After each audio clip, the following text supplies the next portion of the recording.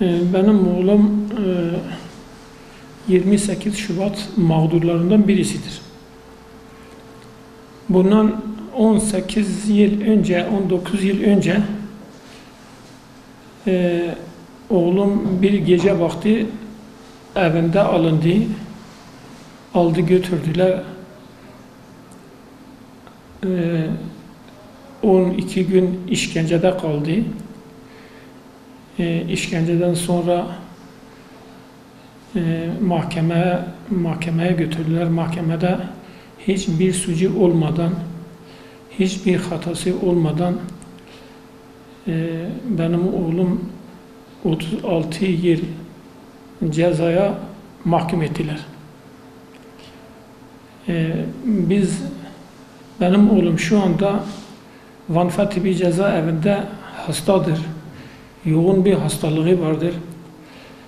Biz defalarca savcıya dilekçe verdik. Savcı cezaev müdürüne emir verdi ki bu adamı götürün, tedavi edin.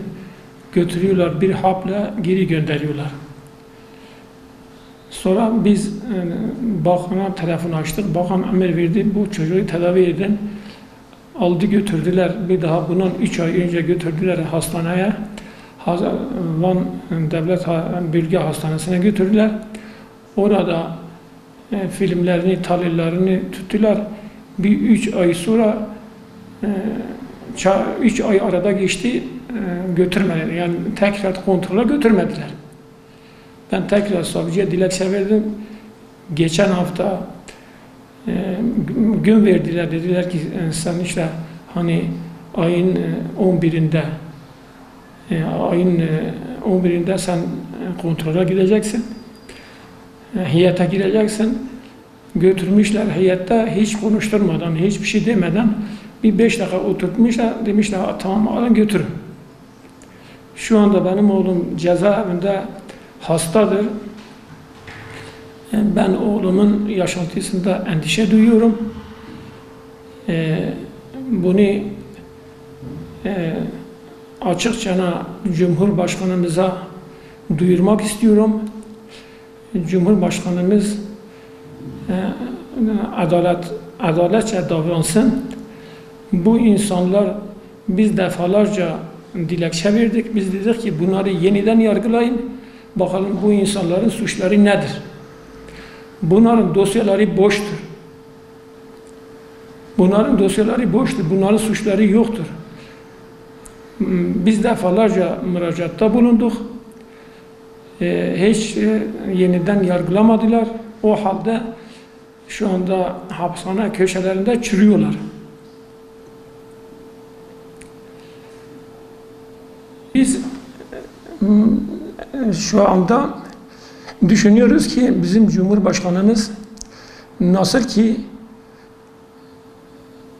ki bir yabancının, bir başka bir yabancı ülkenin papazına nasıl ki merhamet ettiyse, yazığı geldiyse, dışarıya attıysa, bu insanlar da kendi inançların doğrultusunda hapistediler.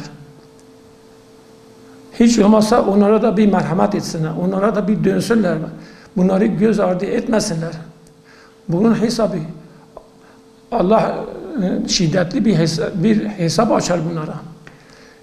Yani bunun hesabı ağırdır. Bu insanlar bir şey yapmamışlar, bu insanlar adam öldürmemişler, bu insanlar hırsızlık yapmamışlar. Sadece bunların inançlarından dolayı şu anda hapishane köşelerinde çürüyorlar. Hala hücre tipinde yatıyorlar, sabahleyin saat 9'da çıkarıyorlar. Ufak bir koridora çıkarıyorlar. Saat 5'te bunları herisi bir hücreye kapatıyorlar. Üzerine kapıyı kapatıyorlar. Ta bir dahaki devrisi günün saat 9'una kadar. İçeride bu insanlar ölürse dahi kimsenin haberi olmuyor. Bu insanların hayatında endişe ediyoruz. Biz Cumhurbaşkanımıza, Adalet Bakanımıza ricada bulunuyoruz. Rica ediyoruz. Biraz düşünün. Yani siz bunlara aynı aynı maddede yargılanan insanları bundan 2-3 sene önce o adamları siz dışarı çıkarttınız. Aynı maddede yargılanan insanlar şu anda dışarıda dolaşıyorlar. Faili meşru işleyenler, hırsızlık yapanlar, Ergenekon, şu bu, bunlar şu anda hepsi dışarıdadır. Bunlar hepsi 36 yılda yargılanıyordu. Bunların emsallarıydı. Bunların hiçbir suçları yokken bunlar dışarıda niye bekliyor? İçeride niye bekliyor? İçeride niye çürüyorlar? Hayır, tek başına yaşıyorlar. 2 kişiydiler. Şu anda Fethibi cezaevindedirler. Tek başına yaşıyorlar. Hücre, herisi bir hücrede kalıyor. Kapalı bir hücrede kalıyor. Bunların orada sıkıntıları çoktur. Hastadırlar. Benim oğlumun en az 4 tane 5 tane ağır hastalığı vardır. Bunun tedavi edilmesi lazım. Götürüyor bir hapla, bir şurupla, yani bu hastalık nasıl giderler, nasıl tedavi görür? Biz istiyoruz ki bu Cumhurbaşkanımız, Adalet Bakanımız Allah rızası için bu işin üzerinde eğilsinler. Yani bunlar ne suç yapmışlar, bunların hataları nedir yani? Bunu herkes biliyor, Cumhurbaşkanı kendisi biliyor.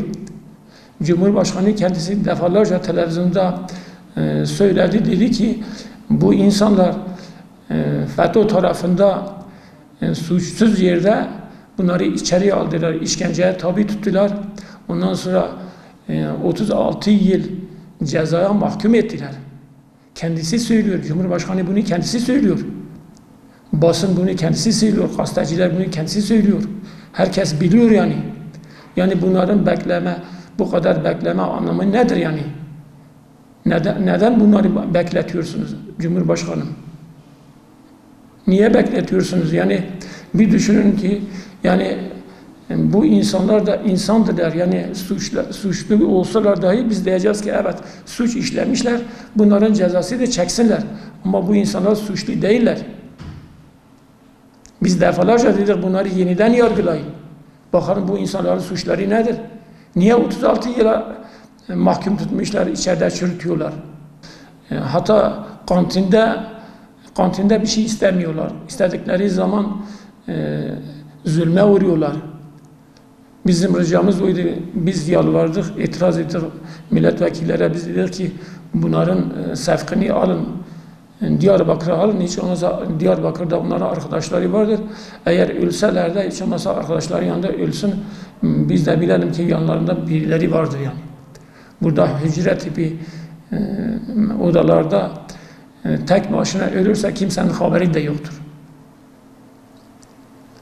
Hiç olmazsa Diyarbakır'da olursa Diyarbakır'da arkadaşları bakarlar yani en azından yardımcı olurlar. Günde bir sefer 2 sefer baygınlık geçiriyor. Biz bu itirazları milletvekillere yaptık. Onlar da bakalım sonuç ne olacak. Daha bize herhangi bir bilgi gelmemiş. Sanki bir ekip tarafında hazırlanan birileri vardır. Tehdit ediyorlar. Ondan sonra fazla konuştukları zaman onların ziyaretleri kısıtıyorlar. Onların dışarıya koridora çıkmaları yasaklıyorlar. Yani içeride adeta işkence çekiyorlar.